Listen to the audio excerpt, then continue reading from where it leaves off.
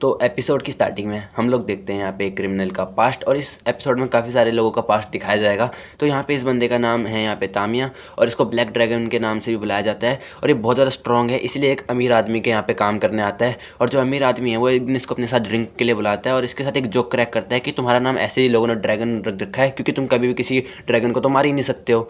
और ये बात सुनकर ना इसको गुस्सा आ जाता है और ये इसका घर ही उड़ा देता है, और इस वजह से इसको जेल हो जाती है। और अब इसको बुरा लग रहा होता है कि मेरे को इतना गुस्सा नहीं करना चाहिए था, मेरे गुस्से की वजह से मतलब मैं यहाँ आ गया। और अब ये बोलता है कि मैं एलेक्सर ऑफ लाइफ को ढूंढ के अपने ऊपर से सारे चार्जेस को निकलवा दूंगा, जिससे मैं वापस से अपनी लाइफ को जी पाऊंगा और उस बंदे से बदला लूंगा, उसका पूरा मेंशन तोड़ दूंगा अब की बार। और मतलब मुझे लगा था ये बोलेगा कि मैं उससे माफ़ी मांग लूंगा, पर ये उसका मेंशन तोड़ने में लगा है। और जो इसके साथ ये बंदा आया समुराई, इसका नाम है फूची, और ये बताता है कि ये एक एग्जीक्यूशनर के अलावा एक डॉक्टर भी है जो कि ह्यूमंस के मतलब उन पे एक्सपेरिमेंट करके दवाइयाँ बनाता है जिससे ह्यूमंस का ही भला हो सके।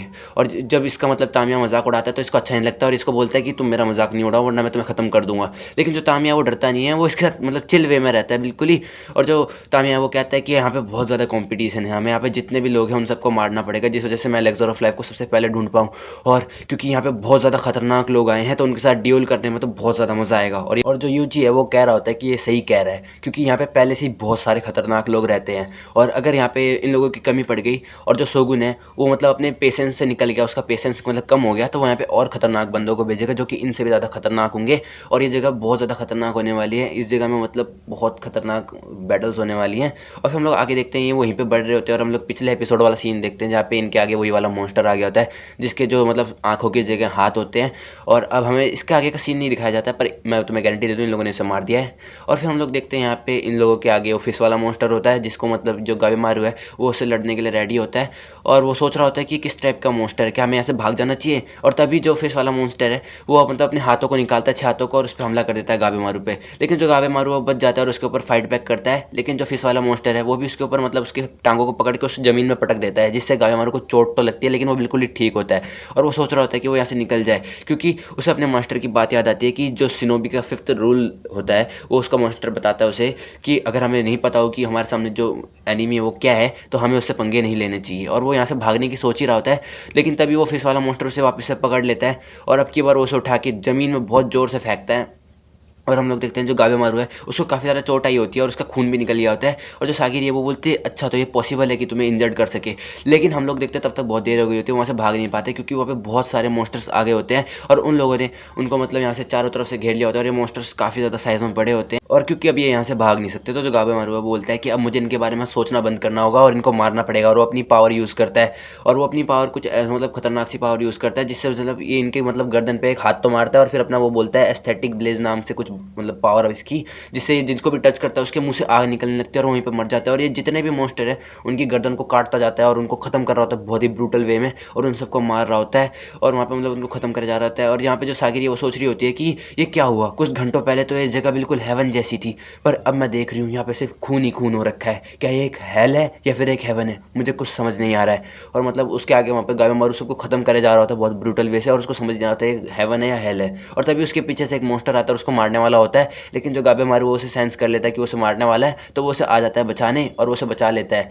और वहाँ पे हैरान होता है कि उसने उसे क्यों बचाया, लेकिन तभी जो फिश वाला मॉन्स्टर है उस पर हमला कर देता है, लेकिन वहाँ पे कुछ और समुराई आ जाते हैं और उसको बचा लेते हैं, और इस बंदे का नाम गेंजी है। और हम लोग देखते हैं इनके साथ एक क्रिमिनल भी है जिसका नाम यूजीहिरा है, वो अपना नाम बताती है और गावेमारू को बोलते हैं कि मैंने देखा तुम बहुत ज़्यादा स्ट्रांग हो, तुमने अकेले इन सबको खत्म कर दिया, तुम तो बहुत ज़्यादा स्ट्रांग हो, हमें तो साथ मिलकर काम करना चाहिए। पर जो गावेमारू है वो बोलता है कि तुमने हमारी मदद क्यों करी, पर उसे अपनी बीवी की बात याद आती है जिसने उसे कहा होता है कि अगर तुम्हारी कोई मदद करे तो उसे थैंक यू करना। तो जो गावेमारू वो इनको थैंक यू कहता है। और तो जो यूजिरिया है वो बोलती है कि गावेमारू तुम तो बहुत ज़्यादा स्ट्रांग हो, तुमने मतलब यहाँ पे इतने सारे मॉन्स्टर से अकेले फाइट करी और तुम्हारे इतने सारा खून निकल रहा है पर अभी भी तुम सीधे खड़े हो। और वो उसे बोलते हैं कि मुझे बहुत कमज़ोर लड़की हूँ, मुझे इस जगह से बहुत ज़्यादा डर लग रहा है, बहुत ज़्यादा खतरनाक जगह है, प्लीज़ मुझे बचा लो। लेकिन जो गावेमारू है वो बहुत ज़्यादा सख्त लौंडा है, वो उसकी उंगली तोड़ देता है और उसको नीचे गिर देता है, और बोलता है कि मतलब तुम्हारे जो ये फालतू के तरीके हैं ना, जो कोनोइचा निंजा होते हैं, ये मतलब इनका मेथड होता है जिसमें ये सेड्यूस करते सामने वाले बंदे को, वो इस पे गावेमारू पे काम नहीं करेंगे, क्योंकि गावेमारू को इनकी सारी ट्रिक्स पता है। अब जो यूजुरी है वो बोलते हैं कि हमें साथ में काम करना चाहिए, क्योंकि हम लोग अगर 5 होंगे तो वो 3 से तो बेहतर ही है।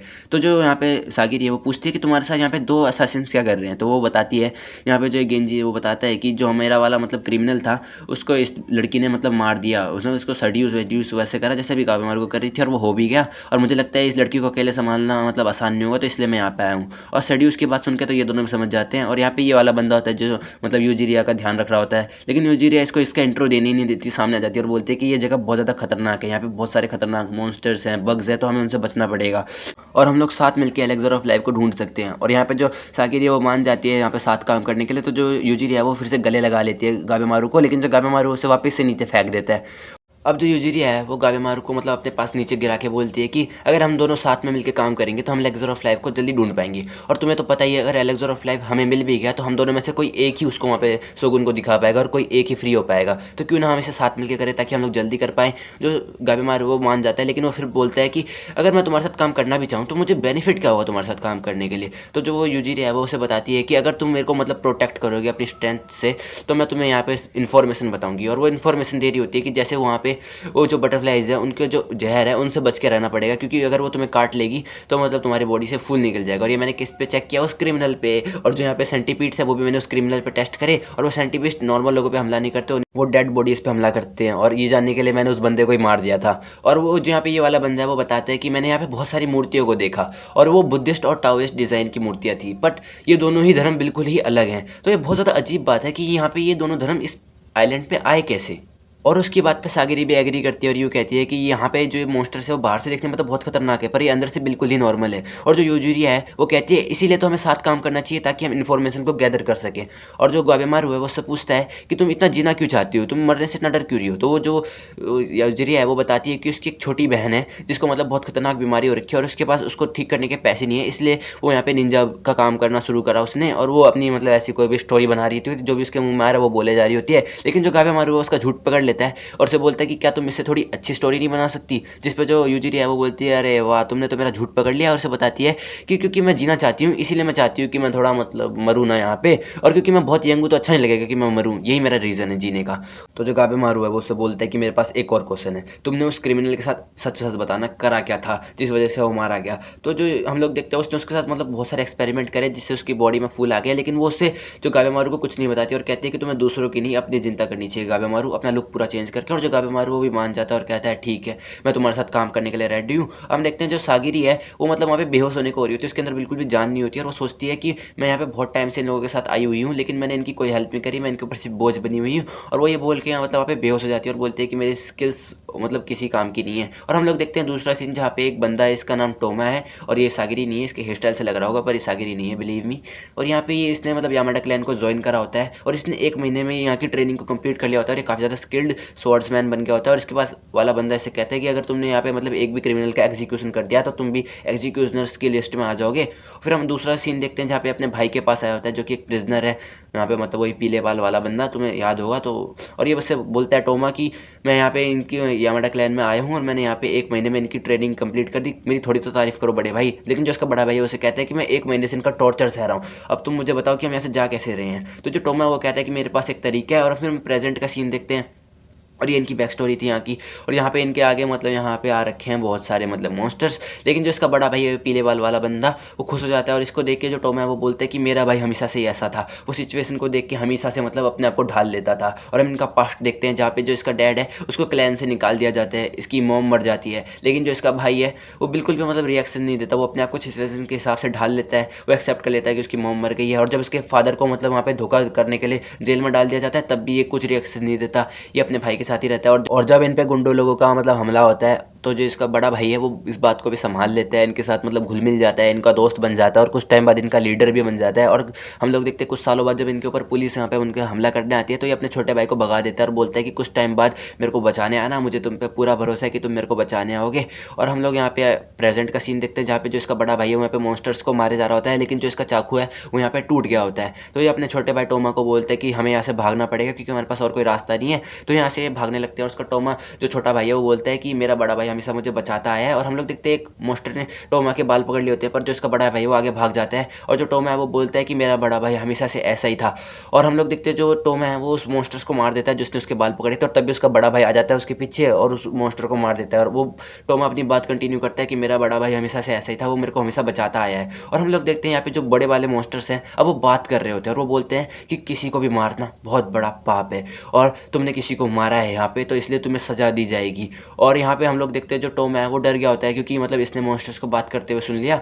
और यहाँ पे जो इसका बड़ा भाई है वो बिल्कुल भी डर नहीं रहा होता है और उसे अपना पास्ट याद आता है जब पे उसके फादर का एग्जीक्यूशन किया जाता है और उसको मतलब बहुत गुस्सा आता है और वो उनसे बोलता है कि तुम मुझे नहीं बताओगे कि मुझे कैसे जीना है, मुझे किसको मारना है किसको नहीं मारना है, तुम कौन होते हो मेरी ज़िंदगी में, मतलब वो मेरे को गाइड करने वाला है कि मुझे क्या करना है। और बोलता है कि मैं ही भगवान हूँ मेरी लाइफ का और मैं ही डिसाइड करूँगा कि मुझे क्या करना है, और उन सभी मॉन्स्टर्स को वहाँ पे ख़त्म कर देता है। और उसका छोटा भाई टोमा ये देख के बहुत खुश हो जाता है और बोलता है कि मेरा बड़ा भाई हमेशा से ऐसा ही था, ये लीडरशिप क्वालिटी है इसके अंदर।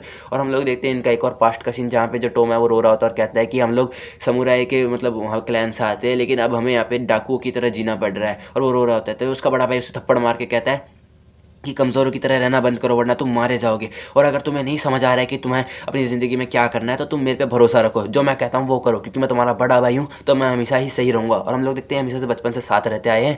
और जो इसका बड़ा भाई है वो कहता है कि यहाँ पे बहुत सारा कॉम्पिटिशन है, हमें जितने भी मॉन्स्टर्स और क्रिमिनल्स हैं उनको मारना पड़ेगा ताकि हम एलेक्सर ऑफ लाइफ पे सबसे ज़्यादा पहले पहुँच पाएँ। और अगर हमें वो मिल गया तो हम दोनों ही उसे कंज्यूम कर लेंगे, क्योंकि इसके बाद जो मौत है वो खुद हमें नहीं सिखा पाएगी कि हमें किस तरह से जीना है, हम लोग अपनी मर्जी से जीएंगे। वो अपने छोटे भाई को ये कहता है। और जो उसका छोटा भाई है वो उसे कहता है कि क्या तुम श्योर हो इस बात में, क्योंकि ये जगह बहुत ज़्यादा खतरनाक है, यहाँ पे बहुत सारे मॉन्स्टर्स हैं तुमने जैसा कि देखा, और जो लोग यहाँ पे ज़िंदा बचेंगे वो उन मॉन्स्टर से भी ज़्यादा खतरनाक है। तो यहाँ पे जो कंपटीशन है वो बहुत ज़्यादा खतरनाक होने वाला है और जो भी वीक होगा वो मारा जाएगा। और इसी के साथ यहाँ पे ये एपिसोड खत्म हो जाता है। मिलते हैं अपने अगले एपिसोड में, तब तक के लिए बाय।